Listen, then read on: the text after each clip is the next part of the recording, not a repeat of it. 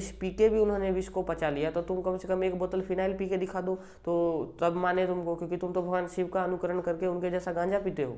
तो तुम कम से कम एक बोतल फिनाइल पी के उसको पचा के दिखा दो। जय श्री राम।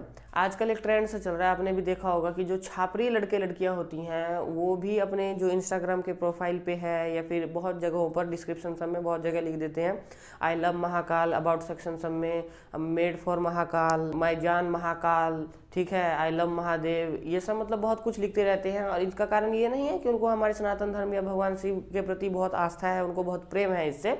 इसका कारण ये है कि सनातन धर्म धीरे धीरे ऊपर उठ रहा है, क्योंकि सनातन धर्म कितना साइंटिफिक है ये लोगों को धीरे धीरे पता चलता जा रहा है। और ये सिर्फ भारत में नहीं, एशिया ये सब में, अमेरिका ये सब में, और यहाँ तक कि इंडोनेशिया आदि देशों में भी सनातन धर्म का बहुत ही ज़्यादा तेजी से उत्थान हो रहा है, अपलिपमेंट हो रहा है, क्योंकि वो समझने लग गए हैं कि सनातन धर्म ही वास्तविक धर्म है। ये जो रिचुअल्स हैं, जो रीति रिवाज हैं, वो पूरी तरह से साइंटिफिक हैं और हमारे लिए बहुत ही ज़्यादा आवश्यक हैं। और ये लोग जो छापे लड़के लड़कियां हैं वो भी अपने मुंह से ये भगवान शिव, ओम नमः शिवाय, ये सब अपने प्रोफाइल डिस्क्रिप्शन सब में लिखते हैं। मुझे इनसे कोई प्रॉब्लम नहीं है, लिख रहे हैं भाई ठीक ही कर रहे हैं, कोई बात नहीं। लेकिन एक चीज़ से मुझे प्रॉब्लम है कि अपनी गंदी आदतों को, नशा करने की आदत को, स्मोकिंग आदि को, गांजा फूकने की आदत को भगवान शिव से जोड़ते हैं। जैसे कि बहुत से लोग कहते हैं कि कोई सिगरेट पीता हुआ दिखता है या फिर गांजा पीते हैं तो वो कहते हैं कि भगवान शिव भी तो पीते थे। ये बहुत बड़ा मिसकंसेप्शन है, इस पर मैंने सोचा कि वीडियो बनानी चाहिए कि क्या भगवान शिव गांजा पीते थे। ये ही नहीं कि ये सिर्फ बच्चे बोलते हैं जिनको पता नहीं है, ये जो 50-60 साल के हैं जो स्मोकिंग आदि करते हैं, या फिर जो छोटे बच्चे हैं 12-15 साल के, उनको भी यही लगता है कि भगवान शिव भी तो पीते थे।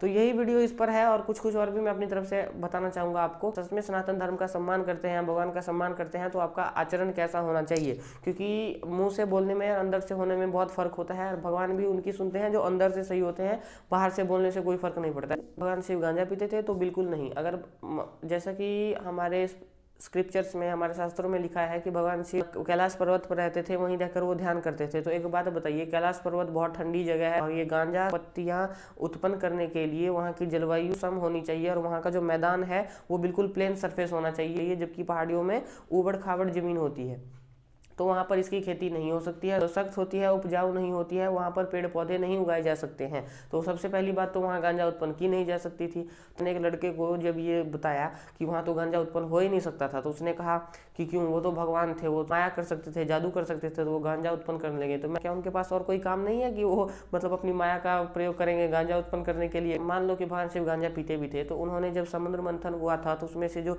हलाल से भी महाविकृत बहुत कठोर विष निकला था वो भी उन्होंने पी लिया था, जिनके कारण उनका नीलकंठ नाम पड़ा था।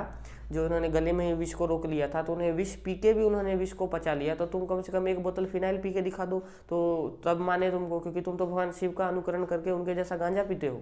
तो तुम कम से कम एक बोतल फिनाइल पी के उसको पचा के दिखा दो, सब कुछ करो भगवान शिव के जैसा। तो थोड़ी बहुत बुद्धि वाले लोग हैं वो तर्क देते हैं, मैंने बात की है बहुत लोगों से, वो तर्क देते हैं कि भगवान शिव की पूजा होती है तो उनके सामने भांग, धतूरा, गांजा ये सब चढ़ाया जाता है। इसका कारण क्या है? उनको ये सब अच्छा लगता है इसलिए तो हम चढ़ाते हैं। तो इसके पीछे भी एक कारण है। कारण ये है कि जिन लोगों को ये भांग, धतूरा, गांजा पीने सब की आदत लग जाती है, वो भगवान शिव के सामने आत्मसमर्पण कर देते हैं कि भगवान अब हमसे ये आदत छूट नहीं रही है, हमने आपको ये आदत सौंप दी है और आपके सामने हम शपथ लेते हैं कि आज के बाद हम इस आदत को नहीं अपनाएंगे, इस आदत को नहीं दोहराएंगे, इसलिए हम पर कृपा करिए, हमको इस आदत से मुक्त करिए। जो अपनी बुरी आदतों से परेशान हो जाते हैं, इसलिए वो भगवान शिव को अपनी ये जो घटिया आदतें हैं, जो नशा आदि की आदतें हैं, वो सौंप देते हैं ताकि उनको ये आदत फिर से परेशान ना करे। और जो दिल से समर्पण करते हैं भगवान शिव, उनकी सुनते भी हैं, क्योंकि जिनके अंदर दिल से अपनी बुरी आदतों को छोड़ने की इच्छा होती है, उन पर भगवान कृपा करते हैं और वो अपनी आदत को छोड़ पाते हैं।